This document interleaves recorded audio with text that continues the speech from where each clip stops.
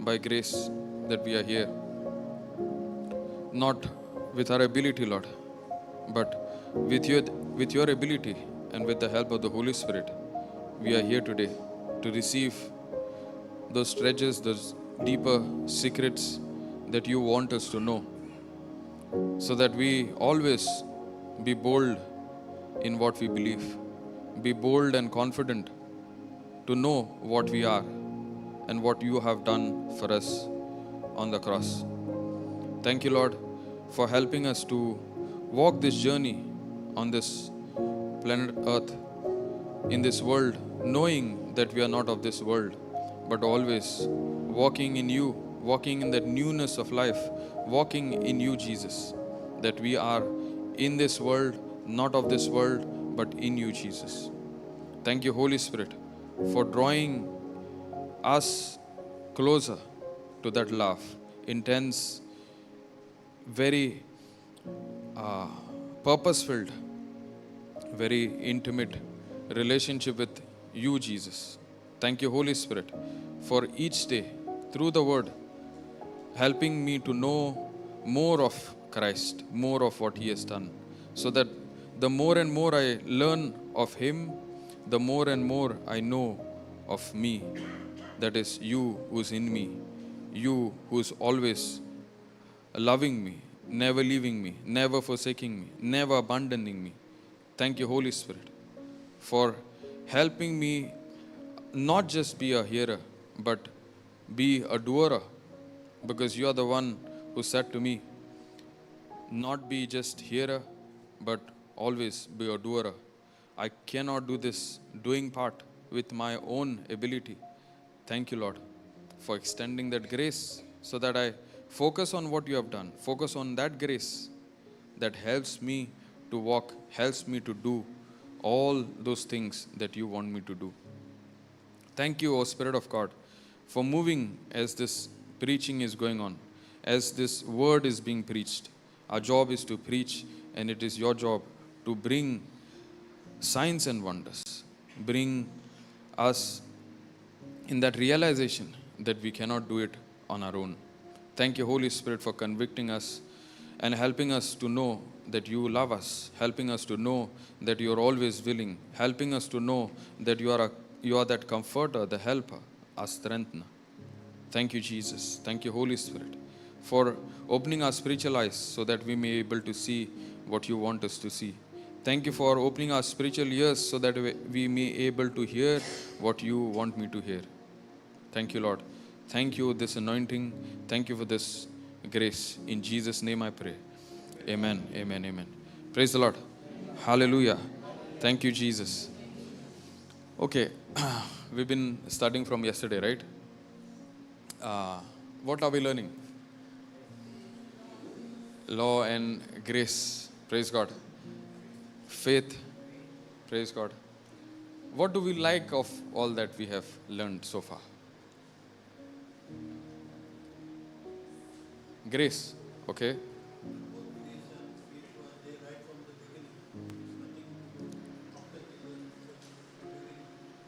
Praise God. That's where we started the session.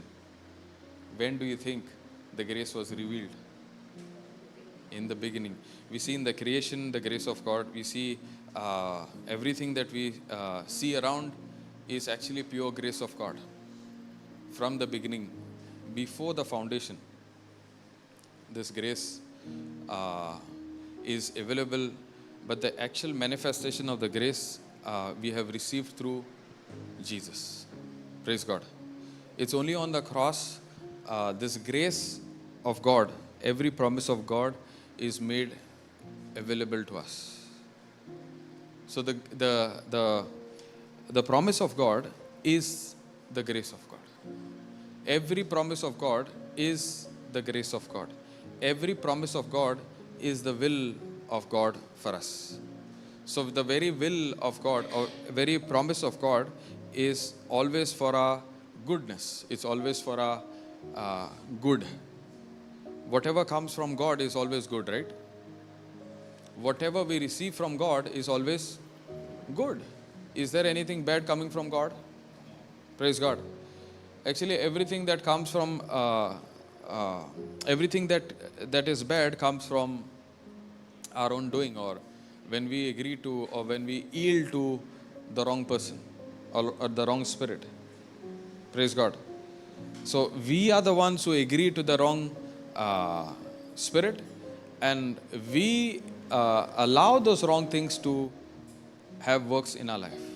It's nothing to do with God. God is always good. God teaches us what is good. God reminds us what is good. God will always do or have done that we say is good. Because that's why it's always the goodness and the mercy of God that helps us. Praise God. Thank you, Jesus. Something that you learned this morning, what was it?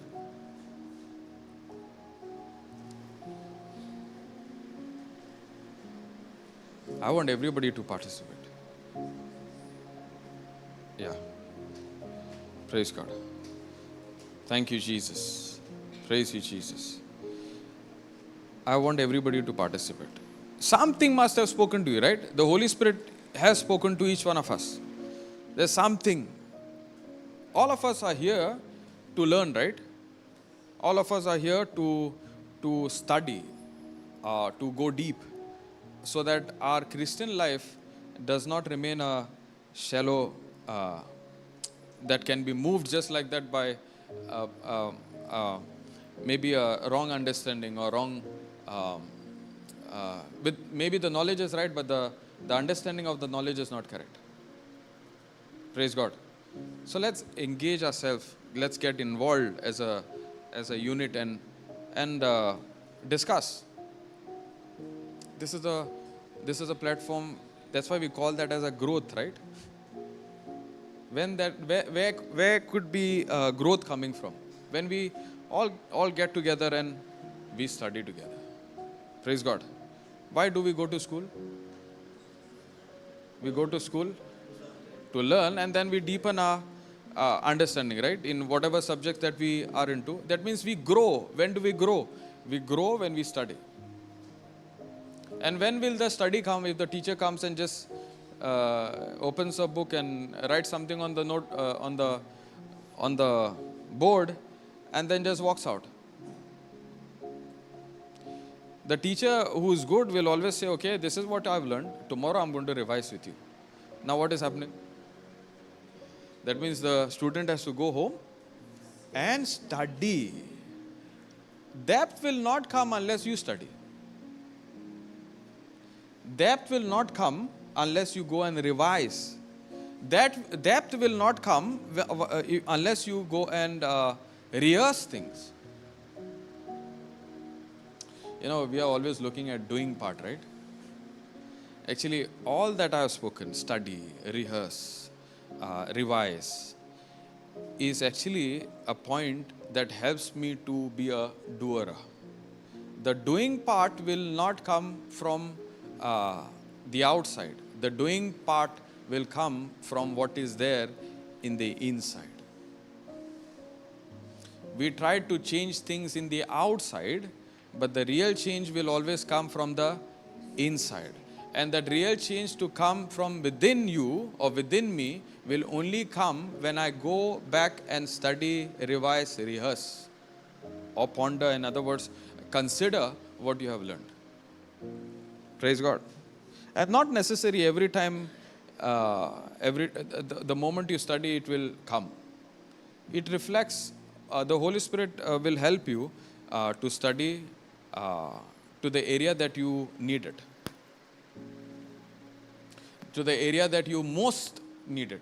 Sometimes we get into a prayer and we think this is the area I need to focus on. Whereas the area that Holy Spirit wants me to focus on is somewhere else. It's only when you study, the Holy Spirit will reveal to you which area you need to focus. Praise God. You know, many times when we study to preach, we study to preach, right?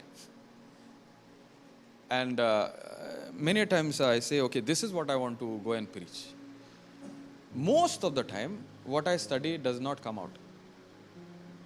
But the Holy Spirit is always this way. the Holy Spirit will pick up something that is required at that very moment. In the same way, when you study the word, it's not necessary that you think this is the area I need to study. In the same way, in your personal relationship with God, the Holy Spirit, let the Holy Spirit take the charge. Let the Holy Spirit guide you in the area that is best required at that very moment. Praise God. We make the Holy Spirit, we become the helper to the Holy Spirit. We become comforter to the Holy Spirit. We begin to advocate to the Holy Spirit. We begin to do reverse of what the Holy Spirit has to do. That's where the error begins. Praise God. And we wonder, why is it not happening? Praise God. Thank you, Jesus. So we need to examine our direction. Is my direction where I allow the Holy Spirit to take the charge? Or am I giving, when I say allow the Holy Spirit to take the charge, that means He becomes my helper. We tell the Holy Spirit what to do, rather than we allow the Holy Spirit to tell us what needs to be done. Praise God. Hallelujah. Thank you, Jesus. Thank you, Holy Spirit. Let's begin very basics. When we look at Jesus, and when it comes to forgiveness of sins, we all want our sins to be forgiven. Why?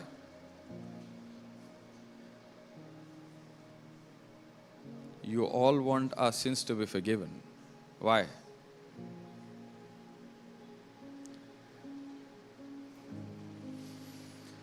Praise God. I want you all to participate.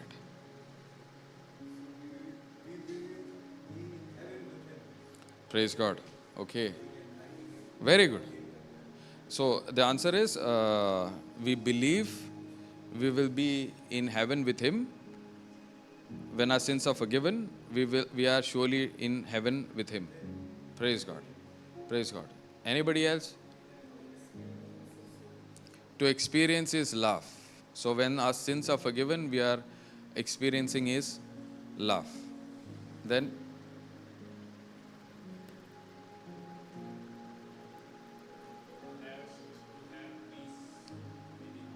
to have peace within us. So we forgive, we go for confession so that we have peace in our heart. We ask for forgiveness so that we have peace in our heart. Praise God. You were saying something. To deepen our relationship, because sin becomes a hindrance to our relationship with God. Correct? Praise God. Thank you, Jesus. Okay, I'm going to say something. All the answers are good. All the answers are right. But to a particular point. We all want our sins to be forgiven. The first answer came so that we are in heaven with Him. Let's say God has forgiven me today and I commit sin today, the next very moment. That means I've disconnected from heaven. Let's say I've sincerely said, Lord, this is what I did is wrong, and I ask for forgiveness. And my sin is forgiven. Then again I fall. Then my relationship with Jesus is short-circuited. Let's say again I've gone for confession, I've asked for forgiveness of sin, and then again I did some blunder. Then what was the other answer? A missed track of the answers. One was deep, the relationship is haywire. I'm not in heaven now. There is no peace now. There is no peace now. Praise God. Then there is, say that. To acknowledge imperfection. I acknowledge that imperfection with God. Now I'm forgiven. I'm forgiven. Praise God. And when I'm going home, I do another blunder.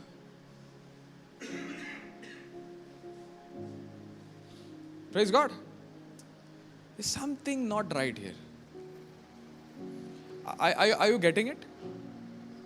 See, all the answers are open, right? What that person spoke, you're also speaking the same. It's just that you are quiet. Correct?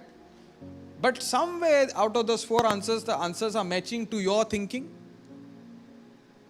Yes or no? It is matching somewhere, no? So that means something is not right here. Why am I saying it? Because constantly I'll be focusing on, I should not be committing sin. I should not be committing sin. Because if I commit sin, I'm disconnected from heaven, disconnected from the relationship with God. I'm not having peace. Correct? That means my focus is where?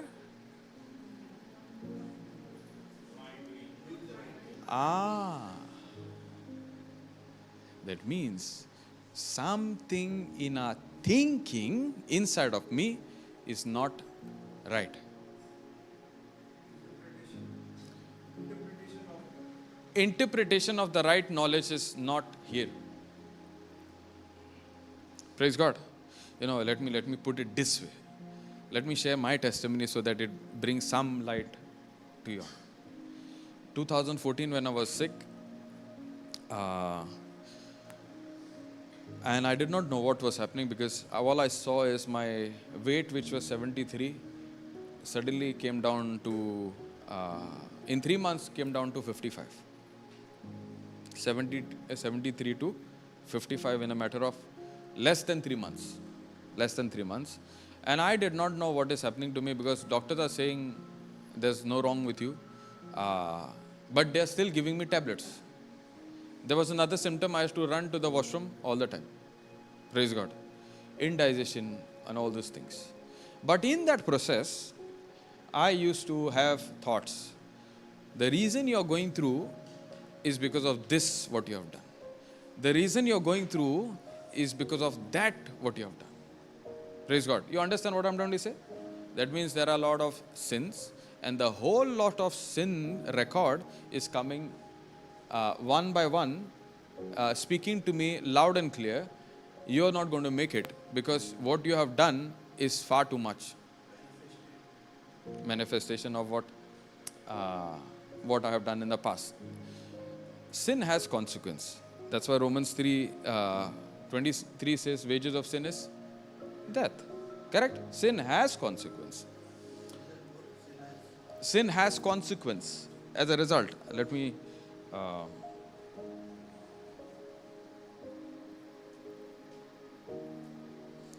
put that Romans 3:23.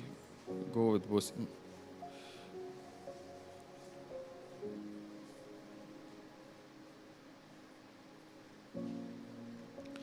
For all have sinned and fall short of the glory of God. And Romans 6 says, wage of sin is death. Correct? That means sin has a consequence, and the wage of sin is death. And this verse says that we have all sinned. We have all sinned. Praise God. Take your time, note it down, but this is very, very important. Sin has a consequence, and the consequence of sin is always death. And the Bible says all have sinned. All have sinned. That means there is no person except Jesus was, is, and will who has not sinned. Only Jesus, who knew no sin, was made sin. Now, the God that we are studying, the God that we are learning, the God that we belong to, is not really the God that we know. Somewhere, the knowledge of this God is not put right or not understood right. Or we have just taken half of what we have heard, not really gone to the depth, and not really studied what had to be studied, had to be pondered. So we have taken a portion of it and we have said, this is it. This is how God is. This is how God looks at us. This is how God is looking at me, or this is His nature, this is His attitude, this is His character. But we have not understood through the Word, because only through the Word, and we study it in context, we will understand the real truth behind whatever the Word of God is saying. Yes, the Bible says we have all sinned. Yes, the Bible says the wage of sin is death. But there's more to it. Because the same scripture says, through Jesus we have righteousness. Through Jesus we have peace. Through Jesus we have justification. Only through Jesus. Only through Jesus. What happened through me, is sin, no doubt. But what happened through Jesus is what we need to look at. Then comes clarity. Clarity will never come when you focus on yourself, what you have done. Clarity will always come from what you see, what the Spirit of God is telling you, what the Holy Spirit is telling you, what the Word of God is telling you. Because the Spirit of God, through Him, is where clarity begins or clarity comes. Confusion is when we focus on ourselves. Clarity can come only when we focus on the Spirit of God. Because the Spirit of God brings clarity. Praise God. Now when you look at sin, you're not looking at what God has done. So when I was going through that sickness, that trouble, that phase, all I was focusing on is what I have done. All I was focusing on was there is no way, what I have done is far too much. And I actually saw my own coffin. I actually saw, not just once, so many times. I used to cry. My family used to, lean on the coffin and cry. Really, it was horrifying. And I did not know how to get out of it. One thing I remember, get your sins forgiven. And it was ingrained in me in such a way. Sin I see, sin I remember, go to the priest and get it forgiven. Praise God. Because the only way to get out of all these things is to go to the priest and ask for forgiveness. And I did it. I did it once, I did it twice. Sometimes you might think, this what I'm saying is once a month or once. I did confession every day also. Praise God.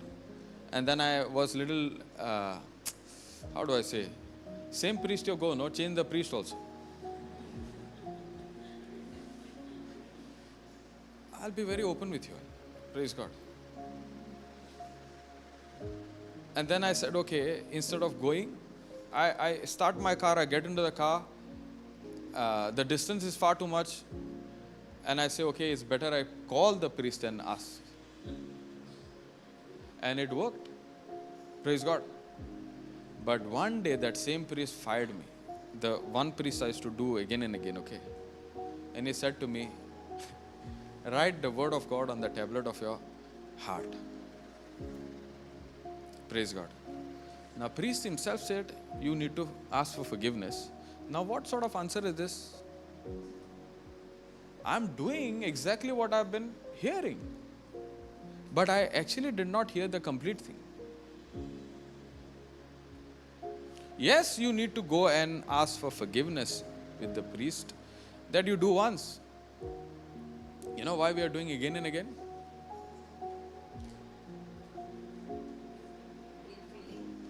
Guilt feeling. Praise God. Exactly. Guilt feeling. Condemnation. And I was making calls so that I get away from this guilt, get away from this condemnation. Because the thoughts were coming, this is what you have done. And the only hope now is if my sins are forgiven, I have a chance. Praise God. Only when my sins are forgiven, I stand a chance. So let's say I've called, the priest said, sin no more, your sins are forgiven. Next moment I sit and I ponder, is there any other sin that I have not confessed? Praise God, I'm no different to you. Just that these answers were not coming.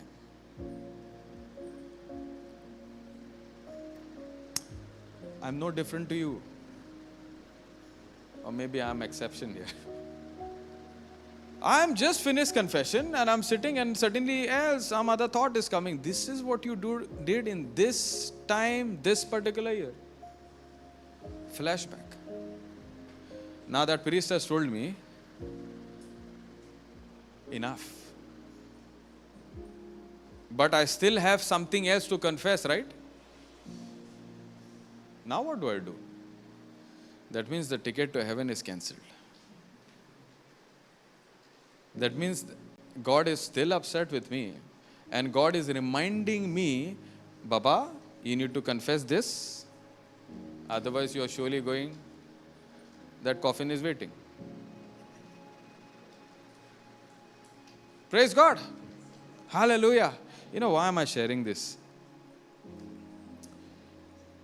We have not understood God. We have not understood His love. If we are going to look at sin all the time, there is no end. There is no end. If you're going to be cautious of not committing sin, because if at the moment I commit sin, I have these points that disqualifies me, then it is something to do with my performance. And it nullifies Jesus' performance.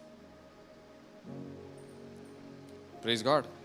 That means there is need for me to look, examine, study, so that I get into the right thinking and get into the right path where I see my heart filled with His love. Praise God. Little shocking, no? Mic is off? Okay. Praise God.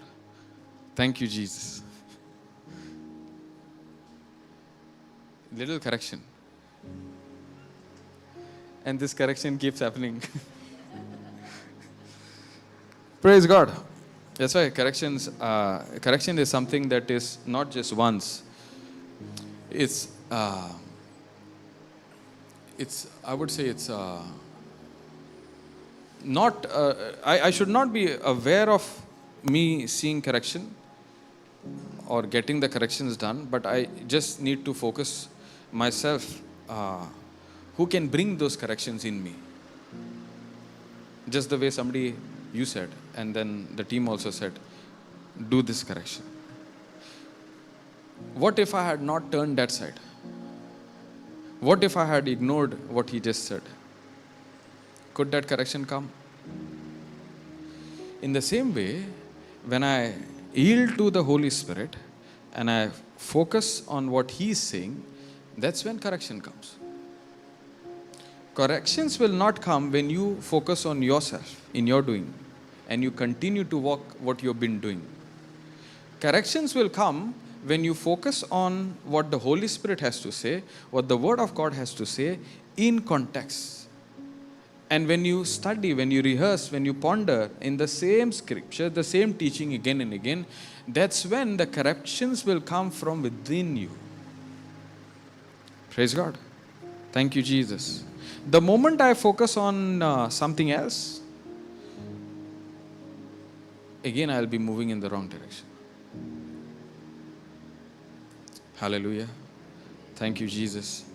So, looking at sin all the time is not the answer. The reason we are looking at sin all the time is we are not convinced what God has forgiven is done.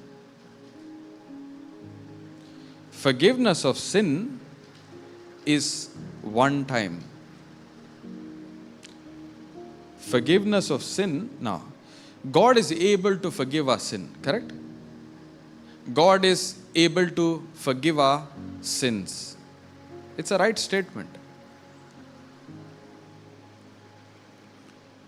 But when we believe in Jesus, that's when the forgiveness of sin is already done. When I make Jesus the Lord and I agree what He has done for me on the cross as a substitute on the cross, that's where my sins are forgiven once and for all. So what you commit, that price is already paid for. What you have committed in the past, that price is already paid for. What you do today wrong, that price is already paid for. So you going for confession again and again is only putting you in a cautious awareness of what you are doing. Why do you go for confession again and again? I was going for confession because my mom told me, every month you have to go. So the first thing I used to kneel down in front of the priest and I say, it's been 1 month I have not confession. Praise God. Even 1 day, 2 days, I used to say, oh, I missed it. That means the records are far too much. Somewhere it is not understood right. Actually, we have not understood the whole understanding of the word confession in the right way.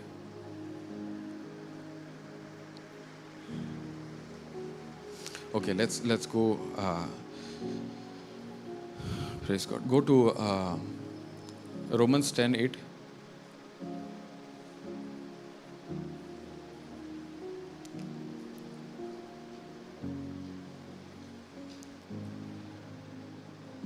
This is KJV. Okay. But what say it? The word is near you, even in your mouth and in your heart. That is the word of faith which we preach. 9.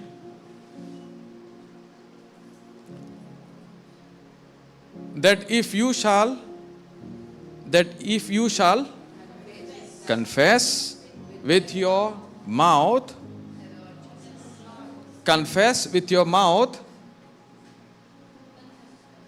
the Lord Jesus.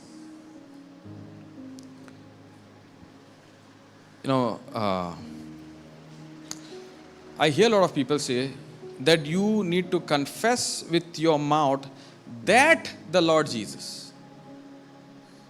Did you hear that? You confess with your mouth that. You confess with your mouth that the Lord Jesus. I'm going to read further, okay? And shall believe in your heart that. Now the word that is here. There's a reason the word that is not here. Are you getting it? There's a reason the word that is here and it's not here. Praise God. We will understand this today. I'm not going to explain to you now, but I'm going to continue in the same topic, the same thing what we are discussing. Why sin? Why we are so cautious about sin? Praise God. Being sin aware or being cautious of sin actually puts the burden on us. Now this scripture also talks about salvation. Correct? Salvation is when? Salvation is when I put my faith in what Christ has done. I put my faith, when I put my faith, is when I agree that yes, Jesus became a substitute for me on the cross. He took my place on the cross and He died where I had to go. He died in my place. Now the wage of sin is what? Jesus took that sin. Along with that sin came the wage of death, ultimate death. Jesus bore that wage, which is that punishment called death. So when I agree, when I put my faith in what Jesus has done, I simply say that yes, Jesus, what I did in the past, you took it upon yourself. What I had in me, sin, you became that sin, who knew no sin. And you took that punishment or the wage of sin or the consequence of sin. That could be bondage, that could be sickness, that could be poverty, that could be curse, that could be lack, that could be anything. The whole package, Jesus, I agree that you took it on yourself in my place. And you died for me on the cross. This agreement is what we say is, I put my faith in what Christ has done. And that very moment, that split second, I am saved. I'm not going to be saved again and again. I'm not going to be saved again and again. Praise God. Thank you, Jesus. You know, I had a big confusion when I heard that when Jesus said, be born again, that song, right? And there's a repetition to that chorus. Be born again, be born again, be born again. Anybody knows this song? When Jesus said, be born, that one? Be born again. I used to think that means I need to be born again and again and again and again. Every retreat I'm coming, I'm born again. Next year, I'm born again. Because Jesus said, be born again.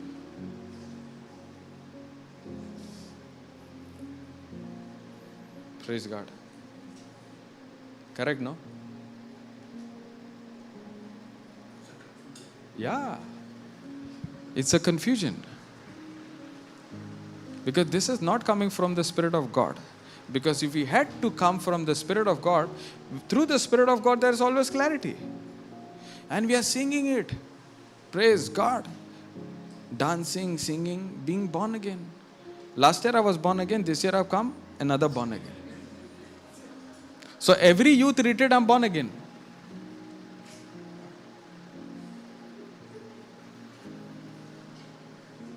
Now something is happening. Praise God, that's the Spirit of God talking to you. I'm born again. Last year, this year, and next year I'll see what confession of sin I need to do, and again I will be born again.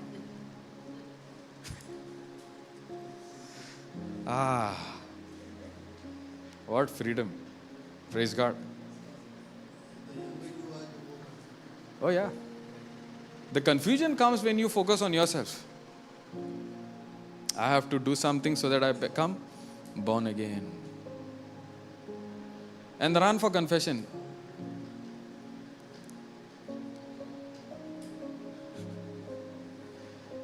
I will never forget that priest, and I thank that priest that God put in my life. Write the word of God on the tablet of your heart. That means confession once should lead me in another direction. He did not say do not confess, but he wanted to give a deeper understanding of I need to know. But that time I was not ready. I was confused.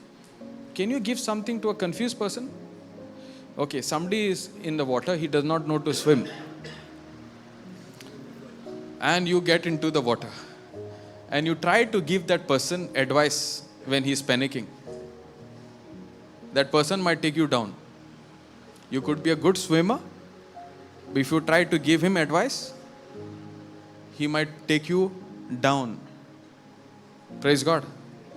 That means to a confused person, relax. I was confused. And the clarity can come when I focus on the Spirit of God.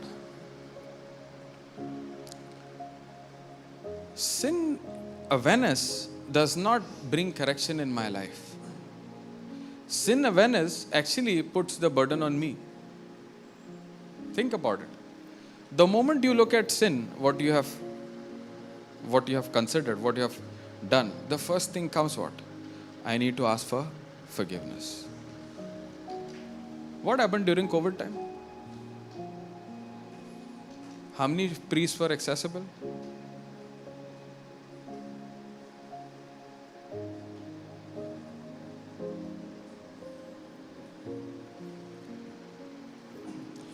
That means if your doing can help you to live a little longer, what happened during COVID time? It is always God's doing. It's always God's mercy. It's always God's grace. Somehow we think forgiveness of sin is what God, when I do, then God will do something in return. Because what you keep looking at, for example, what you have committed, and then you try to bring correction, it's law. The moment you hear about what you have done, that means I got to bring that correction, right? Where is the focus? I need to do something so that I get this out, so that my relationship with God is restored. But God is saying, I'm not looking at what you have done. I'm looking at whether you are agreeing to what I have done for you through my son Jesus. There's a huge difference. The right change will come when I learn to focus on not what I have done, but learn and study and rehearse and consider and ponder what God the Father has done through His Son Jesus.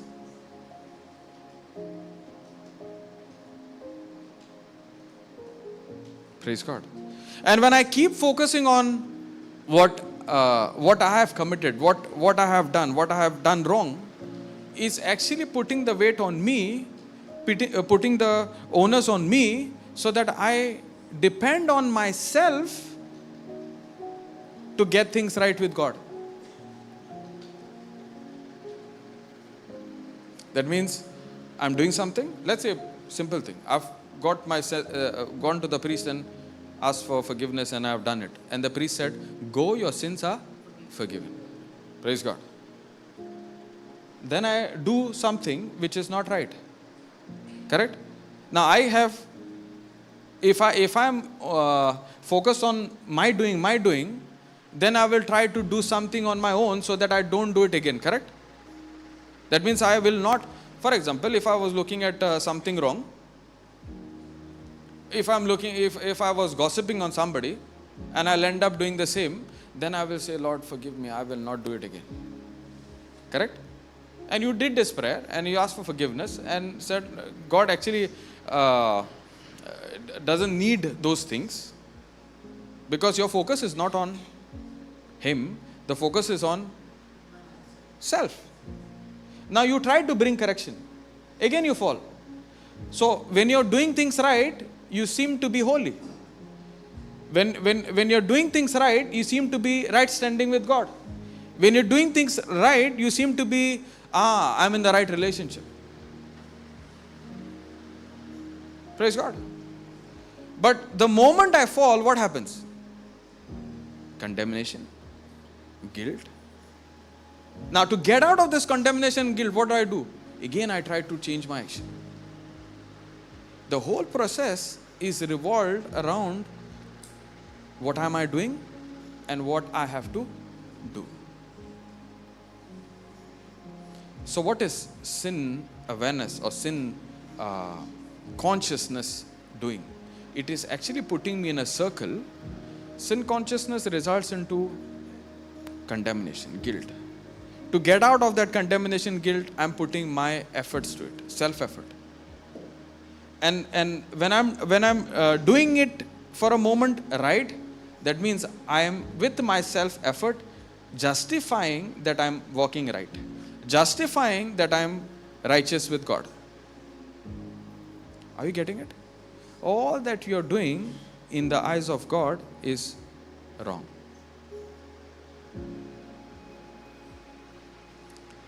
All that we did the whole day and the days and the weeks and the months is actually wrong.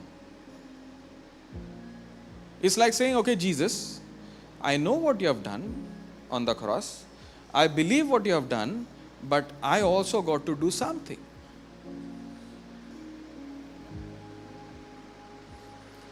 Yes, the Bible says, confess your sins. That was one time. That born again is one time. You know what is actually that sin? That God wants me to really confess? Of not believing in Jesus. Jesus died for the whole world. Jesus came to the ungodly. That's why the Bible says, all have sinned. He knows. While you were yet a sinner, He chose to die. All I had to do is put my faith in what He has done. And that's one time. That means forgiveness of sin and me confessing, Lord, I'm sorry. All this while I rejected you. All this while I did not agree that really you are the one who came as a substitute for me and died as a spotless, as a sinless person. You came as a lamb and you took my sin on the cross. And when this gospel was preached to me, I simply put my faith, I simply agreed to what Jesus has done. That very moment, I become a new creature, a new person, where sin is forgiven, erased once and for all. So what sin are you keep rehearsing on? If sin is forgiven once and for all, then what sin are you rehearsing on?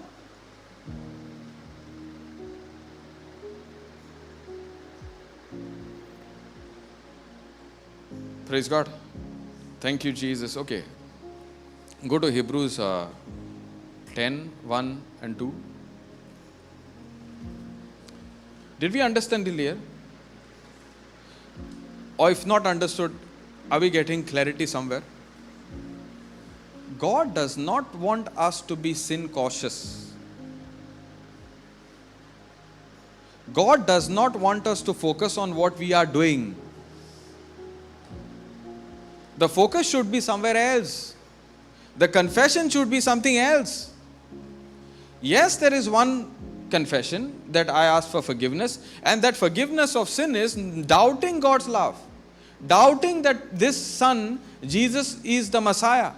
This person, Jesus, became actually my substitute, and He's not going to die again. He's done.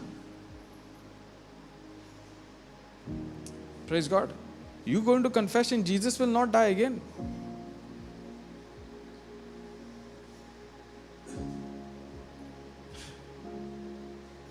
That blood is once and for all. That the shedding of His blood is once and for all.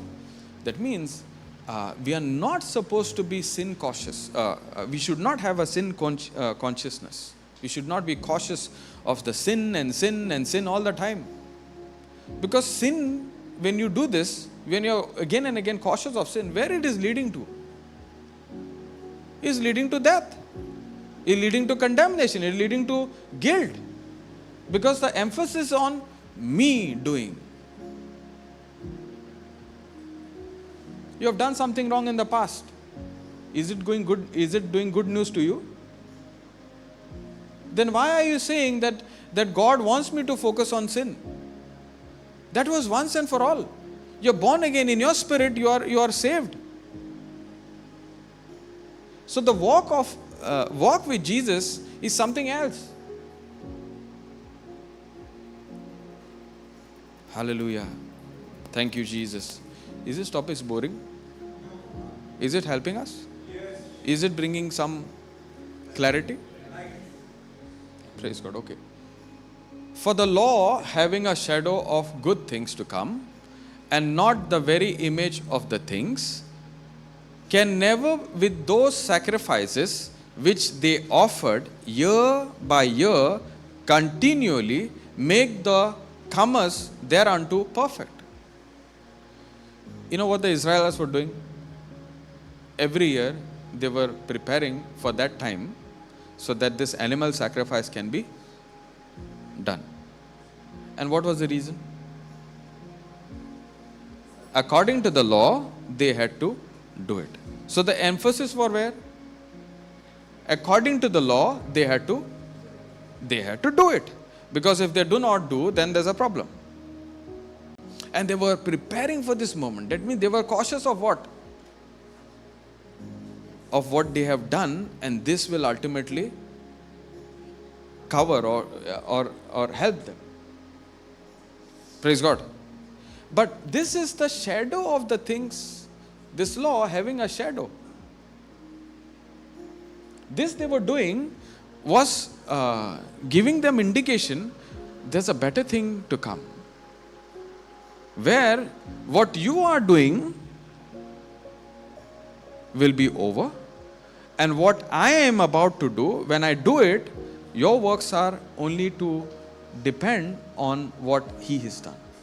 And that shadow is a better things to come. And that law is again and again shifting our focus to the better thing to come. And that better thing to come, or the sacrifice to come, was the Lamb of God, or Jesus. Praise God. So the emphasis what was there, end of the year, I need to be prepared. I need to be prepared. I need to be prepared. I need to be keeping myself according to the law.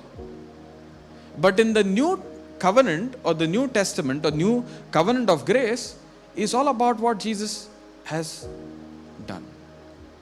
So, for the law having a shadow of good things to come. You see the good things to come?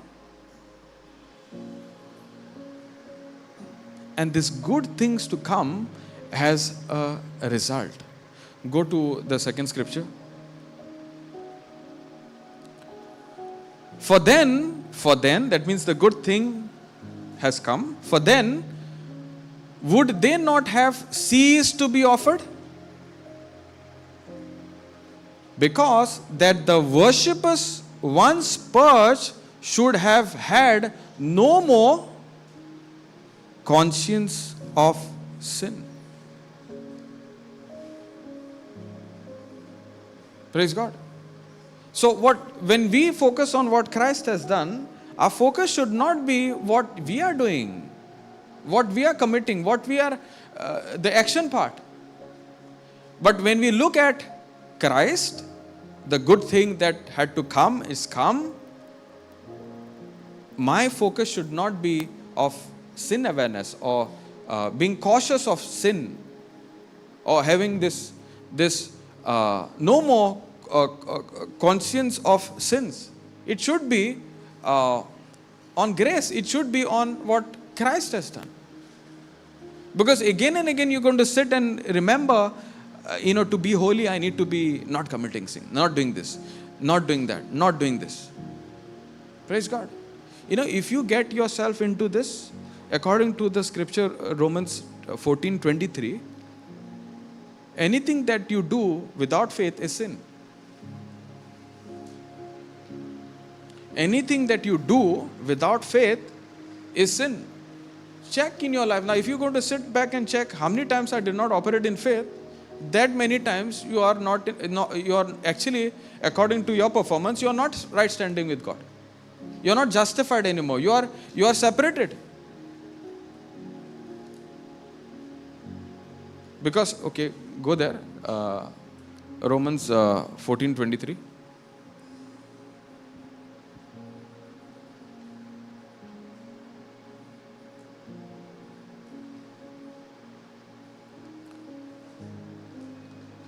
And he that doubts is damned if he eat, because he eats not of faith, for whatsoever is not of faith is sin. So if you really want to study sin, you are actually wasting your time. Because everything now, if you don't do it by faith, is sin. See, sin, simple definition is, whatever is wrong is sin, right? Whatever you know is wrong and you do it, the result is what? Sin. Simple definition. Whatever you do wrong, knowing that it is wrong, it is sin. And you might say, no, I did not know it is wrong. Still it is sin. So the result of sin is dangerous. That's why the Bible says, don't be aware of sin all the time. Don't have that conscious of sin all the time. Because you are set free from there. Your confession should no longer be of what you have done. Your confession should shift from what you have done to what Christ has done. Because again and again you are going to do what you have done and you say, okay, my sins are forgiven. Next moment, when is the moment you have always walked in faith?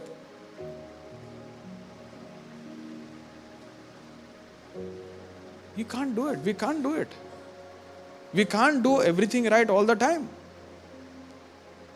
That means our focus should not be on sin consciousness. It should be on what God conscious, or it should be on what Christ has done. Praise God. I told you, the right correction, the right birth of the right action will not come from the outside. It will take birth from the inside. If you're going to focus on what you have done, there is a birth that is coming from the inside that is forcing you to do things right with your efforts. And every time when you try to do it, you are actually falling. And every time you fall, the next thing that happens is guilt and condemnation. Walking in guilt and condemnation is walking in death. Just the way I used to get those thoughts of there is end for me, there is nothing for me. But when the moment the priest said to me, write the word of God on the tablet of my heart, actually that very night when I slept, I made that call at 10:30 at night. I was pondering on that what he said. It actually shifted my focus on what I was rehearsing to what he said. Because I was so trained, go, your sins are forgiven. No pondering on that part. Go, your sins are forgiven. No pondering on what he said. But this he said something different, no? Praise God. From childhood, we are trained, when the priest says, go, your sins are forgiven, go and do some prayer a bit. It's become a pattern. So we know exactly what the priest is going to do. And we know exactly what to do and continue to do. But where is it resulting into? Next month, another list of repetitions also will be there. Praise God. That is required, but not all the time. The moment we believe that my sins are forgiven, sin no more, do not doubt on what Christ has done. Go, sin no more. The only sin that can take me to hell now is not believing in what Jesus has done. In other words, sin no more. Do not doubt in what Christ has done for you. It's the way you take it. Praise God. Now, the emphasis is not on my performance. The emphasis is complete dependency. When I learn this now, this way, is shifted from me to what Christ has done. What you're doing, you're confessing, correct? In the same way, God wants me to confess what He has done. What you're doing, you're confessing. Yes or no? God wants me to shift on from what I have done to what He has done, so that the right confession will take birth.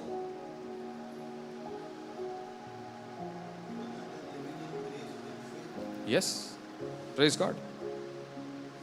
What is grace? Grace is what Christ has done. What is faith? Faith is me appropriating or me responding what Christ has done. So what Christ has done is forgiveness of my sin. I just put faith to what Christ has done and I receive what Christ has done. You know what is faith? Faith is a bridge that helps me to reach to the place so that I receive from that place, because that place is called grace, or in other words, what Christ has already done. So the more and more I hear the word of God, what Christ has done, that bridge to depend on what Christ has done, I walk to the throne of grace. And that me hearing the gospel again and again, me studying the word again and again, me rehearsing on with the help of the Holy Spirit on what Christ had done, that bridge becomes more and more real. And the more I ponder, that's when the right confession is coming out of my mouth. There was a time of that confession, but God wants me to shift my focus on that confession to another confession. The confession of what I have done, instead of that, the confession of what Christ has done. There's a shift. And that shift has to happen. And that shift will happen only when you understand who you are as a born again person. Not that you're going to be born again and again. You're born again, you're born again. Otherwise, it will be just a repetition of you going in that same vicious circle. You're concerned, you're considering what you are doing. Every time you're falling, you're trying to put your effort there and bringing correction. But again, it's you're doing. We cannot do it on our own. We cannot be put right with God with our doings. Somewhere that believing also has become a law.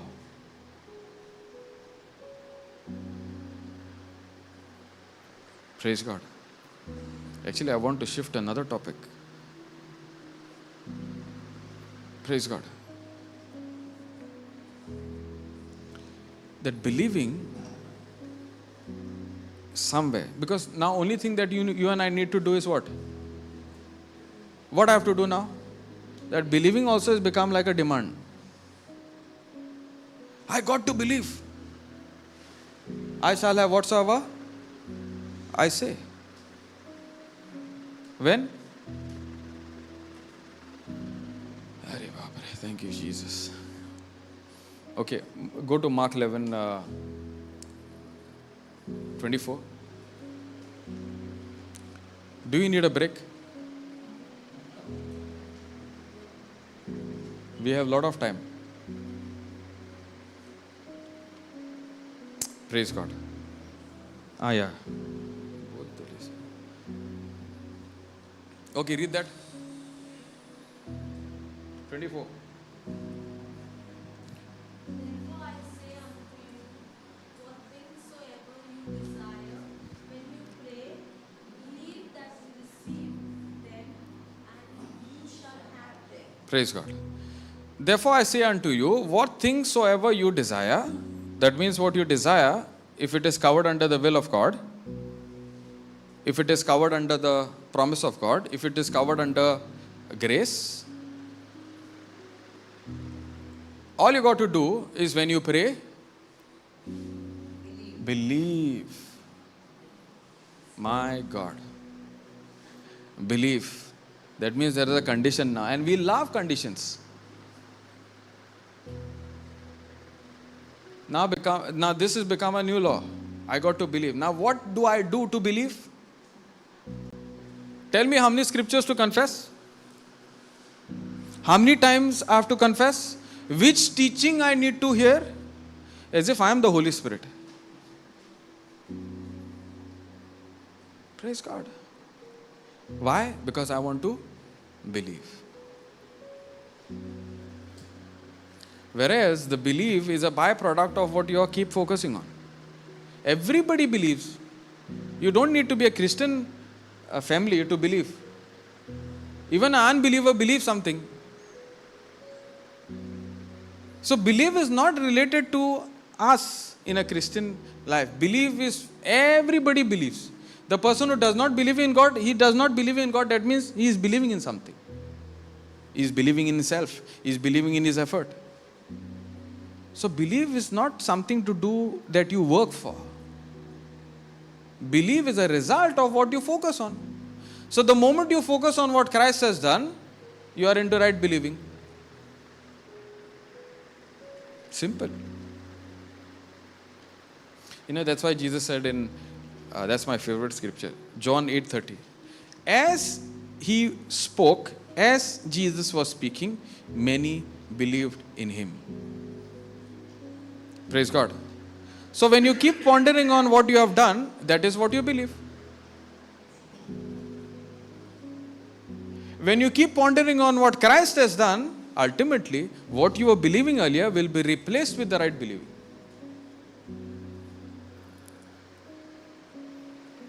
Simple. That's why grace is living not a lazy life, but a very effective life, very supernatural life. Praise God, effective life, where everything that God has done, you begin to see His effect in every area of your life. Praise God. Thank you, Jesus. Now let's go to the sin consciousness. Because sin consciousness is not coming from God. If somebody is saying, go, you need to forgive your sin. I have done that. Tell me something new.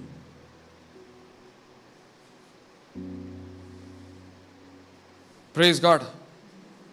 Either you're going to hate me or you're going to love me. Praise God. But your performance does not matter. God loves me. In the same way, I'm not saying this statement, okay? Whether people like it or don't like it, you're going to agree what people are liking or you're going to agree with what God likes?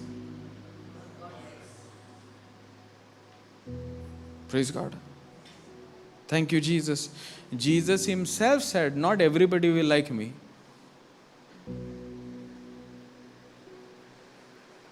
So I don't want to be better than Jesus. Just the way Christ is, I am. So we are.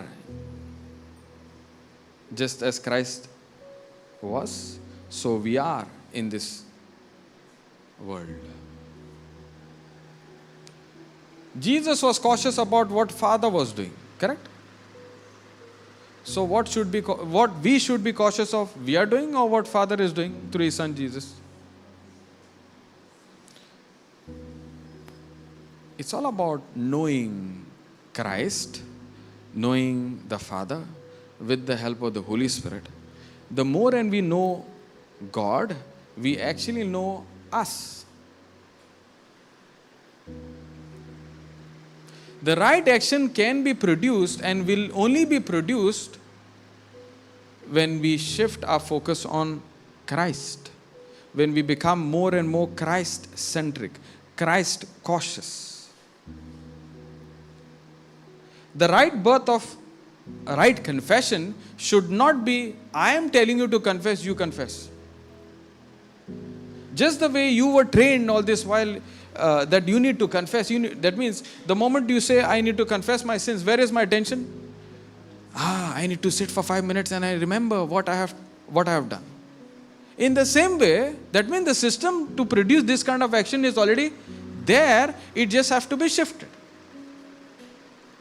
The moment I sit and I say, oh, I want to know what Christ has done for me, now what is coming out of my mouth? What Christ has done for me.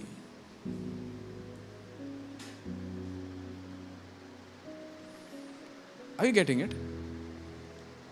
Can the right confession come out of my mouth now? God wants me to confess, not my sins. God wants me to confess what He has done for me, and that's grace.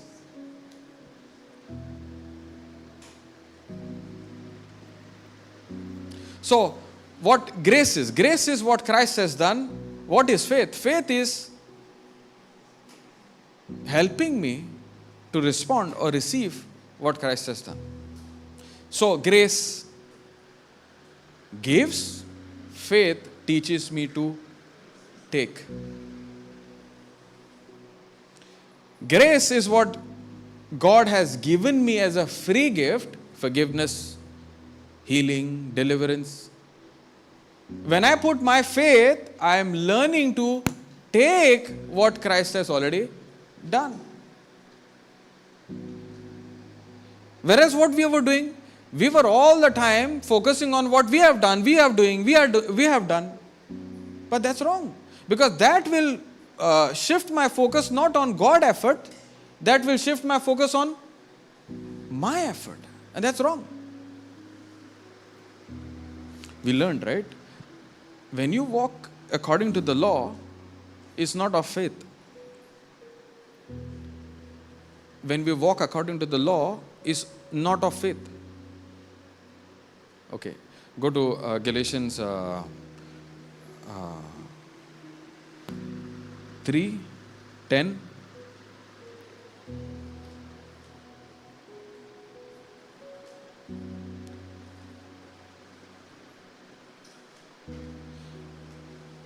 For as many as are of the works of the law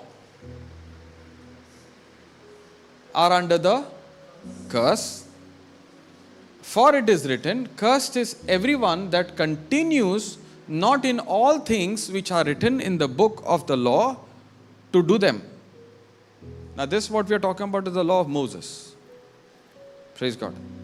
The law that was presented to us, I think Brendan took this yesterday. Law was presented to us through Moses. Correct? And then we have more than 600 laws. But all those things came from Moses. All these things came from God through Moses, through the Israelites. The law was given to the Jews, to the Israelites. Correct? And these are the same race who were cautious of keeping the law every year, animal sacrifice. Until the law was actually showing men, this is not done. I'm giving you a better covenant, and that will be done through my son Jesus' sacrifice. And that sacrifice will purge the sin of the whole world once and for all. But that purging or that atonement is applicable for the one who understands Jesus is the one who took my place on the cross. And confess that yes, I do agree the Lord Jesus, and I do agree that He is the one who was buried. He was the one who was raised on the last day, on the third day. And in Him, I am raised, that is born again. I am born again in Him, believing in that word, believing in the word, I become a new creation. And from that point, everything that was in Jesus is come to me. Everything that was in me is dead, buried, and done in Christ. Praise God. Did you get that? Did you understand? Okay, now, for as many as are of the works of the law, that means as many, those who are still under the works of the law, that means those who are still under law, justifying themselves by keeping the law, are under a curse. Is that scripture saying? I'm not taking this out of context. I can show you many scriptures. For as many as are of the works of the law are under the curse. Simple. So that means you are trying to justify again and again, being cautious of, I need to get this sin forgiveness. Because under the law, I need to get my sins forgiven. You know what is happening? Because you are under a curse, you are simply getting into a circle. You are not getting freed. Because with your effort, you cannot be freed. With your works, you cannot be freed. Only through the works of Jesus, what He has done on the cross, you and I can see a free life. Praise God. Okay. For it is written, cursed is everyone that continues not in all things which are written in the book of the law to do them. See this word? For it is written, cursed is everyone that continues not. That means, for me to walk in a blessing, I need to continue to do all that is written according to the law. If I miss one, I get into the wrong side. That is the curse part. Because when I continue, as long as I continue to keep the law, it results into what? Are you all sleeping out? Praise God. It should come instantly now. What happens to the person who keeps the law according to the old? Hey, hello. According to the old. According to the Old Testament, when is a person blessed? When you no. According to the Old Testament, when you obey, as long as you obey, what happens? You're blessed, correct? Now, what happens to the person who does not obey? Cursed, correct. Now, this is the New Testament, right? Galatians in the New Testament. Now, Paul is talking to the Galatians and he's saying, you are trying to do something according to that law. Let me tell you, as long as you are trying to do, you are actually walking in curse. That law was before Jesus' death. The law was before Jesus' death. Praise God. Until Jesus comes, we are not under that law anymore. We are under the law of grace.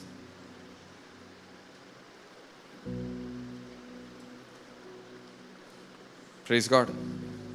Under the old covenant, every year I had to depend on the animal sacrifice. Correct? Now, will Jesus die every year? Once and for all. That means we are in a better covenant where we are not supposed to prepare ourselves for the next coming year and coming year. So that knowing now that what Christ has done, I'm not cautious of what I have to do or I am doing. I'm saying doing the wrongs, okay? Because the wrongs that I do is not going to take me to hell. There is only one wrong mistake that I can do, surely it will take me to hell, is not believing in Jesus. That's why Jesus said, if you believe, you will be saved. If you do not believe, you will be condemned. So according to the old covenant, even when Jesus was alive, Jesus was born under the law. Jesus was born under the law. Do you want a scripture for this? You want a scripture? I'll give it to you. So that it remains. Okay. Go there, Galatians 4:4.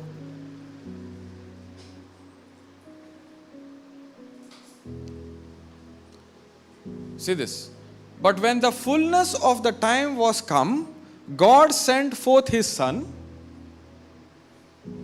God sent forth his Son, that is Jesus, made of a woman, that is Mother Mary, made under the law. So when did Jesus come on this planet Earth? When the law of Moses was still in force. Praise God. That's why Jesus said, I have come to fulfill or keep the law. Did he say I have come to destroy the law? Or keep the law or fulfill the law? Why he was saying that I am come to keep the law? Because he was the only one who had the ability to keep the law. Because in Christ there was no sin. There was the very nature of God in him. He was not born of Adam's seed. He was born of God himself. How did sin enter into mankind? Adam, right? Through Adam. So that means if there is no seed of Adam when it came to the conception of Jesus, there is no sin entering through one man into Jesus. Therefore, Jesus is the one and the only one after Adam who had not the nature of sin in him. Originally, when God created Adam, sin was not in Adam. It's only when Adam disobeyed, the nature that was in devil came into Adam, and Adam became a slave, and devil became a rightful owner or master of man. Now what is Jesus doing? Jesus is coming at the time of this law where they were supposed to keep the law. Until and unless they do not keep the law, they are into curse. Hallelujah. Thank you, Jesus. So, Christ comes at the time where this law was enforced, or the law was there. Not to destroy it, but to keep it. So that what he obeys results into blessing. Hear me. What he obeys, his obedience results into what? What happens to the person who keeps the law? At the time of Jesus. At the time of Jesus. Jesus was under the law. Correct? So if Jesus keeps the law, what does Jesus gets? What does Jesus gets? So, what happens to the person who believes in Jesus? How this transfer happens?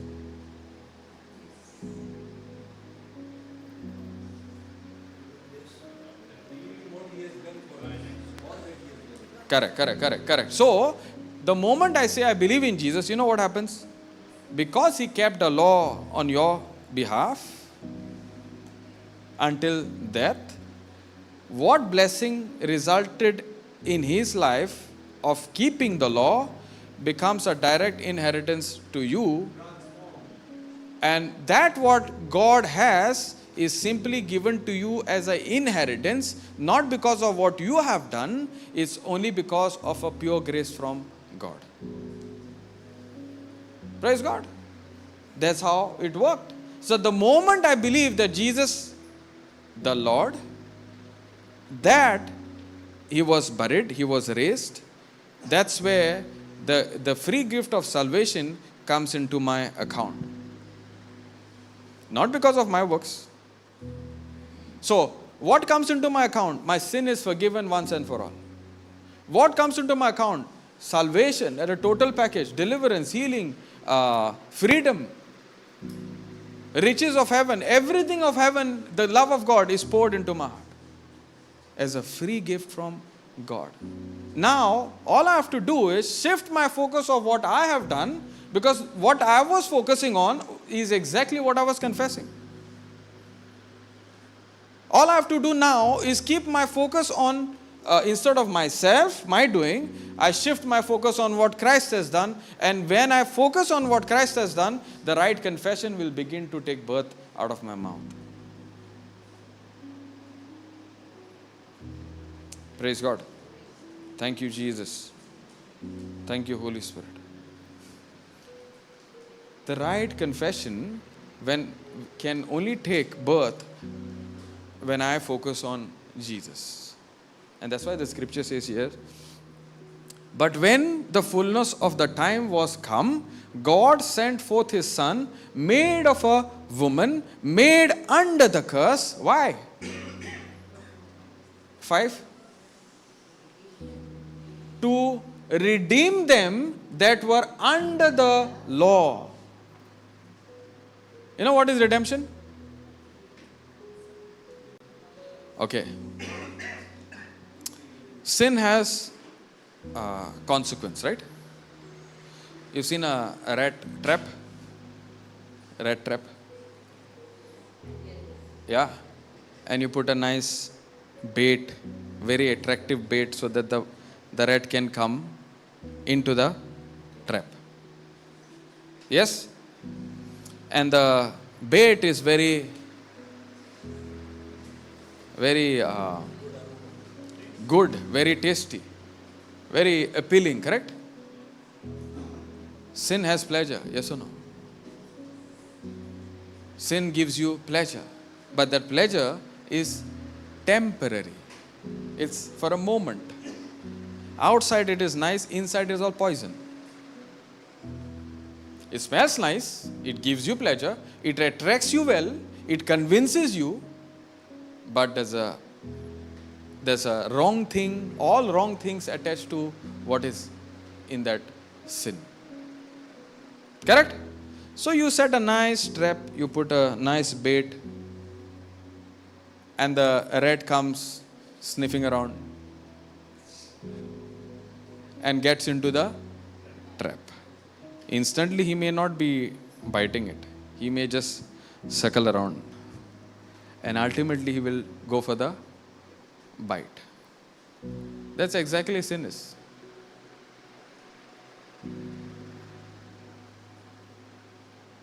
Where everything of the world becomes more better. And the knowledge is like you circling around that knowledge that promises you that things will be better when you do this. And when you get into the action, you are trapped.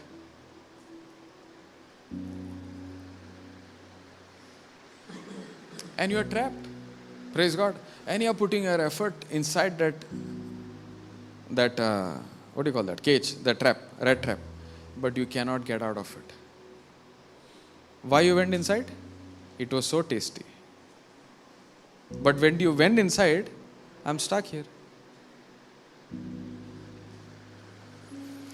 When you operate under the law, it seems very nice that I can do it and I can come out of it. But when you are under the law, you are under a curse. Everybody likes somewhere or the other, I have to do this so that I get recognition. Even to the point of getting my sins forgiven. Thank God I remembered this, If not that sin, if I had not asked for forgiveness, I would have been a dangerous problem. So you did a favor to God. Some way we have this, that I have to do. I just cannot settle down without my effort. To the point of believing. Oh, believing? Fine. Then tell me which scripture should I ponder? So that next time when I come, I'll come with a testimony. Action looks good. If the attitude is not on God, you will come in the next session and say, give me another scripture. Because that what you gave, I think did not work for me. Did you study? No. Did you go to the teaching? No. Praise God. So I became the Holy Spirit.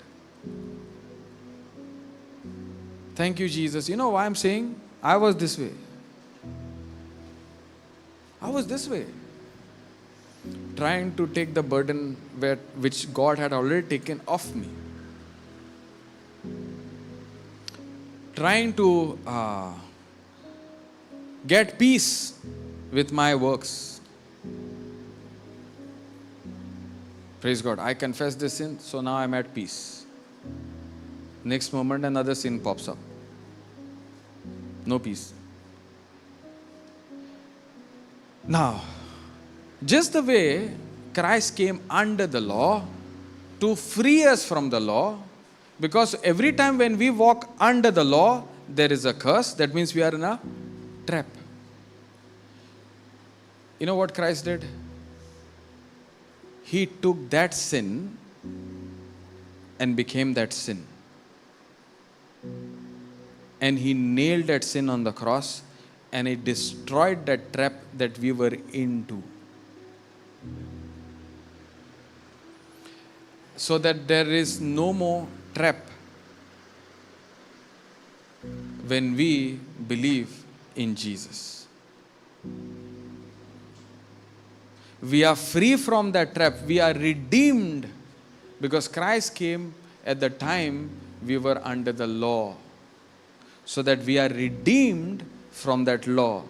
Because when we were walking in law, we were under the curse. Now we are walking under grace. Simply means I simply agree what Christ has done for me as a direct effect in my life.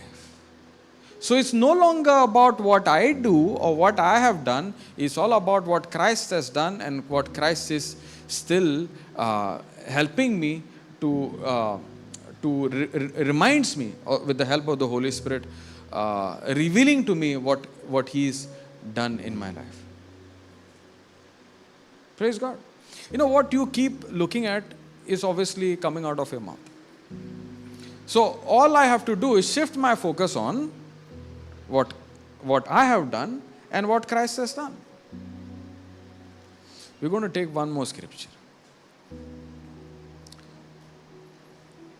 that will help me. It has helped me a lot when it came to confession. I told you, I was all the time of, I need to get confession. I need to get confession. That was first confession. The second confession was me making Jesus the Lord, agreeing that Jesus the Lord is the one who took my place and buried my sin and dealt with my sin once and for all. He will not do it again. And the one confession another confession that will only result when I keep focusing on what Christ has done is the confession of grace, confession of what Christ has done. Praise God. Okay, go to Hebrews 4.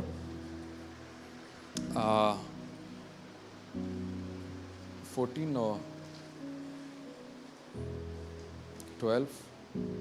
14, yeah. Okay. Seeing then that we have a great high priest that is passed into the heavens, Jesus, the Son of God, let us hold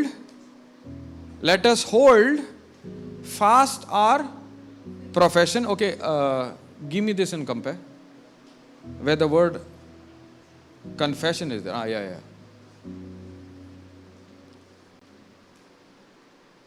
In as much then as we believers have a great high priest who has already ascended and passed through the heavens, Jesus the Son of God, let us hold fast our confession of faith and cling, what is that?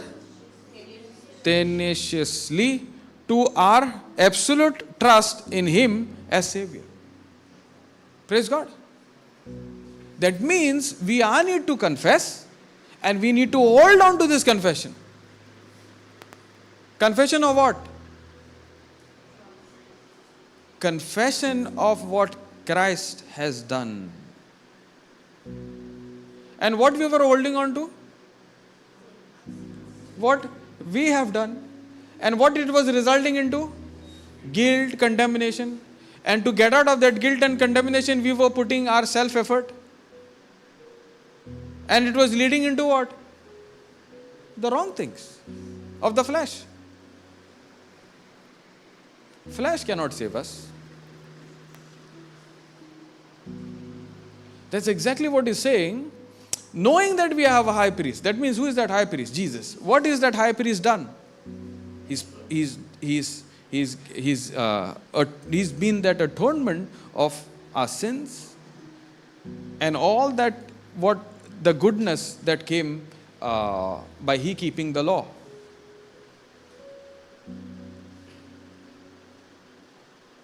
And he is seated at the right side of the Father, always praying to the Father, always interceding to the Father. And I keep focusing on what he has done to that throne where he is sitting, and I keep confessing what he has done. No longer what I have done, but always what he has done. That's the right confession. I told you, somewhere we had not understood the clear picture. And we were believing in a part of it. Because same Jesus, if sin was resulting in, a wage of sin was death, but through Christ we have eternal life. And what is eternal life? Eternal life is to know God. So knowing what God has done should be in my mouth. Not knowing what I have done, which was actually what the wrong that I did, was on my mouth. Now knowing what Christ has done should be on my mouth. Praise God. And it should not be like a formula. It should be a byproduct of me focusing on that relationship, me focusing on Christ and what he has done for me on the cross. Did you get that? Praise God. And that's exactly what he's saying. Let us hold fast our confession. Confession of not my doing, but of faith. You know, what you do with your effort, what you do with your works is no faith. What you do of your effort, your ability, you know it is your ability. But when it comes to Jesus, you can't see with your eyes, your physical eyes, but you need to see it with eyes of faith. Because only when you look at the word with the help of the Holy Spirit, you will be able to understand, yes, this is what Christ has done for me. And that's exactly what he's saying. When you look at the eyes of faith, you will be able to have this kind of confession with boldness. Hallelujah. Thank you, Jesus. You know, this, what I'm sharing with you, is actually set me free from being sin cautious. You know, in Bombay, we were recently, one person asked, how do I get out of this sin consciousness? There is no other solution than to learn to depend on what Christ has done. That will free you from that trap. Because he was the one who came under the law to free you from that trap once and for all. Why are you getting into the wrong trap? Where you try to do things right so that you remain justified in the eyes of God. You cannot do it.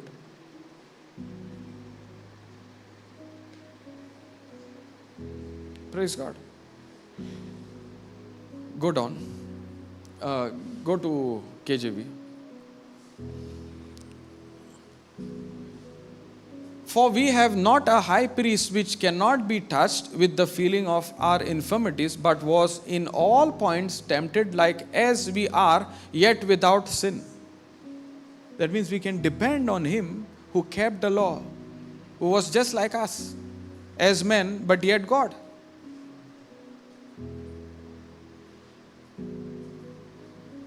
Praise God. So we can depend on him who really, really came as men, lived like us, but without sin, and he was tempted. So we can have our confidence in this Jesus. Okay, go down. Let us therefore come boldly unto the throne of grace. How will that confidence and that boldness come? If you're constantly thinking of what you are doing, what you have done.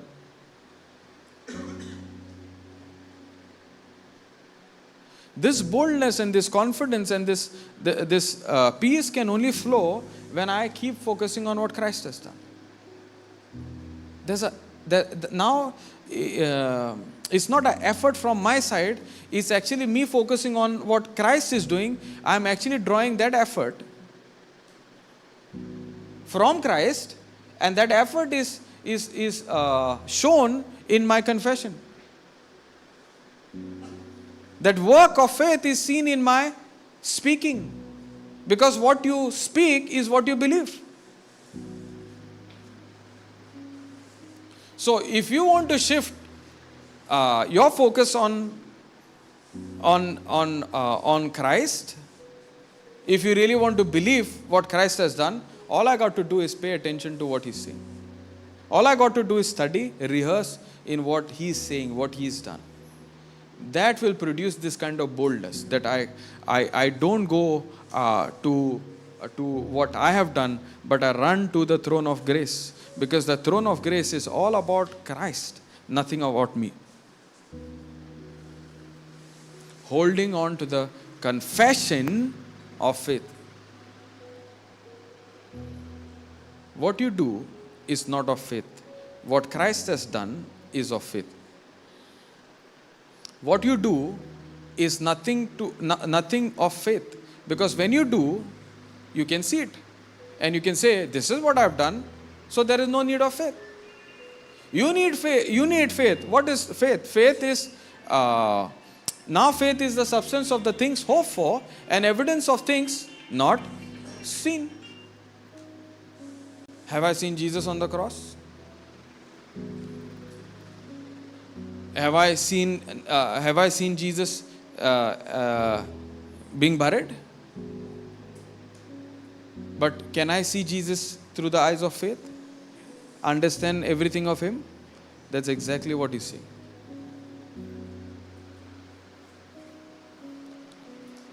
So you have to have an understanding. If I want to really see a grace-based life, if I really want to see grace and faith combining, and I see the results of salvation in my life, I need to shift my focus on myself and learn to shift my focus on what Christ has done. That will produce that boldness, that will produce that confidence, that will produce everything godly inside of you. Hallelujah. Thank you, Jesus. Thank you, Holy Spirit. Are you getting the balance?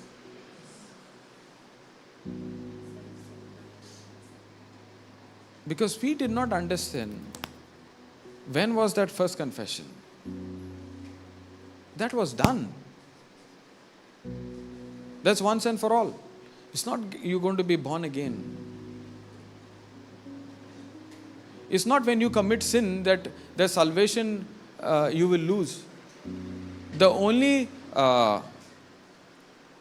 time you can end up into the wrong side or hell is when you do not believe in Jesus, or you simply believe that I don't need Jesus.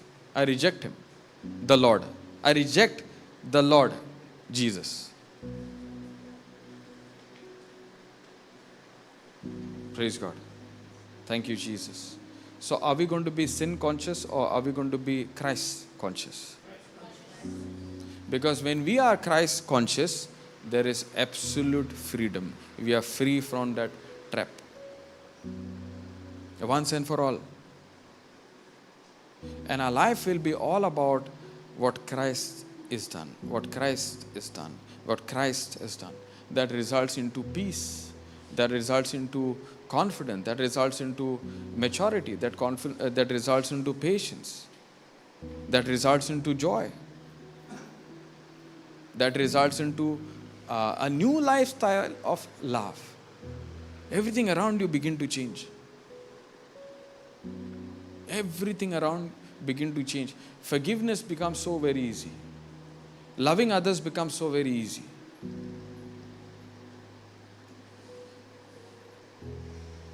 When you keep focusing on what you have done, you're actually filling yourself with the garbage. When do you hate somebody? When do you hate somebody? You hate somebody because you are filled with hate. When you move into unforgiveness, because you yourself cannot forgive yourself, because all the time you're looking at what you have done. Think about it. Then can any forgiveness can come out of you? You cannot forgive yourself because all the time you're saying, this is there, that is there. You can only give what you have. You cannot give what you don't have. So if you're all the time about sin is going to come out of your mouth. Sin is going to reflect around you.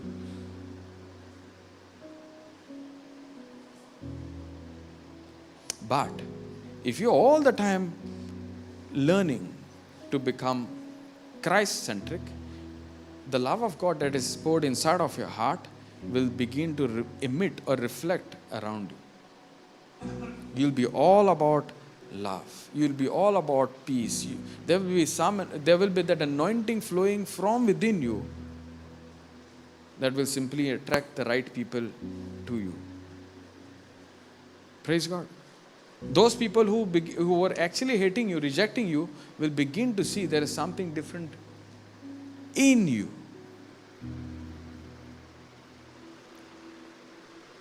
Because you began to live a life of grace. Not with your effort, but by faith.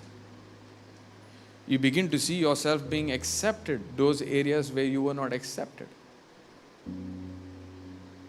You begin to see the potential that is inside of you. You begin to see God is bringing the best out of you. Nobody wants to be with a crying baby all the time.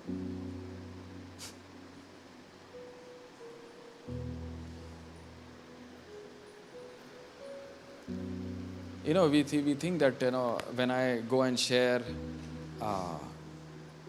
it just lightens the burden, correct? When we grumble and murmur, we love to do it. Praise God. Actually, it is not easing the burden on you.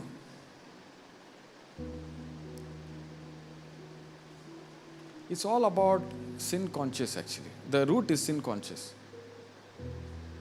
I can't handle it myself, let me share with somebody else. Really. I cannot handle it my way because I'm trying to handle my way. Let me share it with you. And you also love to hear all this garbage.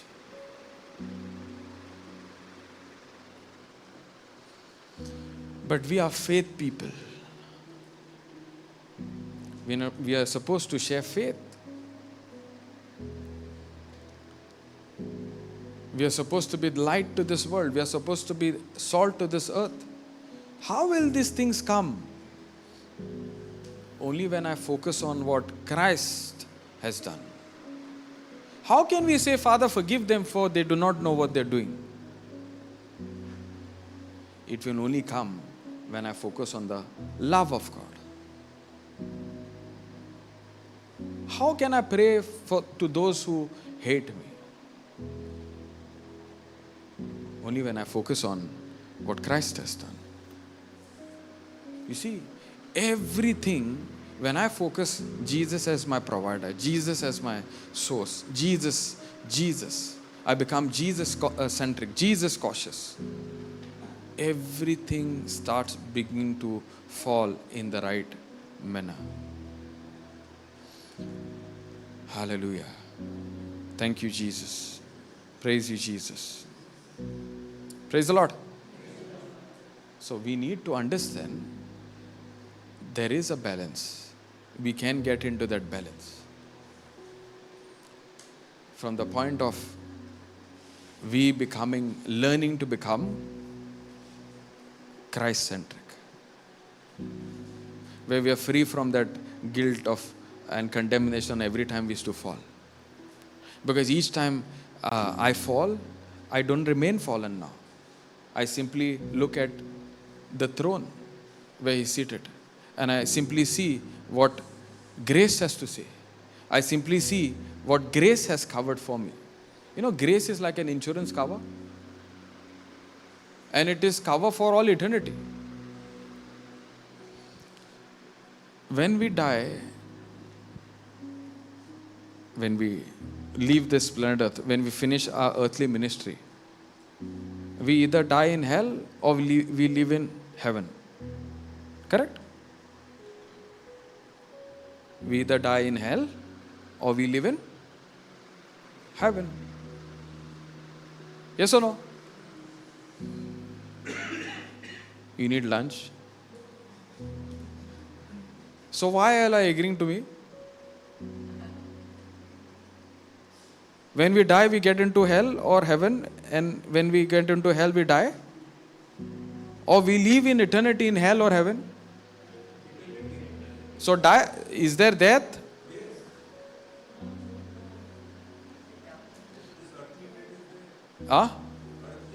I'm not talking about earthly. After the ticket is over here, eternity what? Die or live?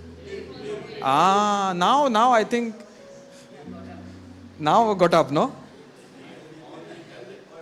Yes. That means we're not going to die. Either we're going to be suffering in hell if I don't believe in Jesus, or we're going to enjoy from from earth to heaven, eternity. Praise God. Choice is ours. Praise God. The day I understand the Lord Jesus and what He has done for me, and I continue to keep confessing what He has done, I'm not just living a life, I'm not going to just wait for that heavenly life to live when I get there. I begin to live a heavenly life right from here. Amen. Praise God. We got to take that choice. That I don't want to take this. I don't want to remain thirsty anymore. I don't want to carry this burden anymore of me focusing on I have to do. Whereas, let the power of God, let the love of God work in me and produce the right works of faith through me, in me, in the life of others as well. Praise God. Thank you, Jesus. Praise God. So we'll stop now. Anybody has anything to ask or share regarding this? Are we clear in what we heard? Yes. Praise God. So where are we going to run when the devil reminds you of this file and that file? To the priest or to the high priest?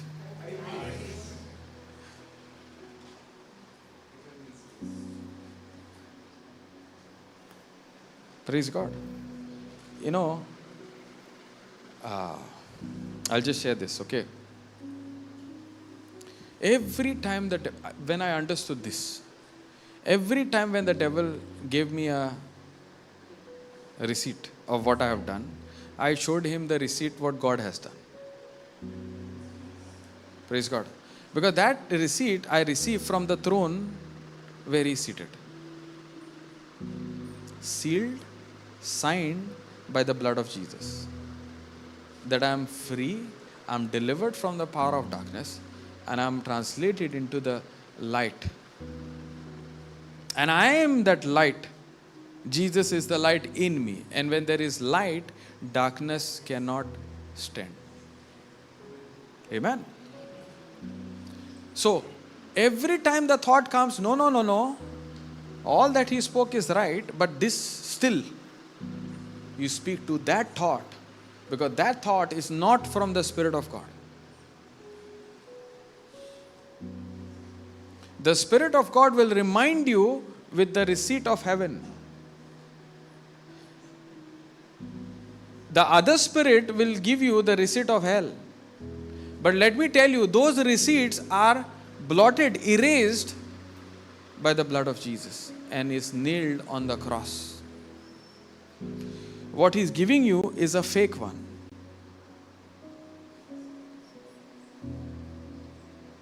Praise God. Thank you, Jesus. Thank you, Holy Spirit. That's why it's so very important for us to understand what's the original one. And you study the original one, you rehearse on the original one, you consider the original one again and again, that it becomes part of you.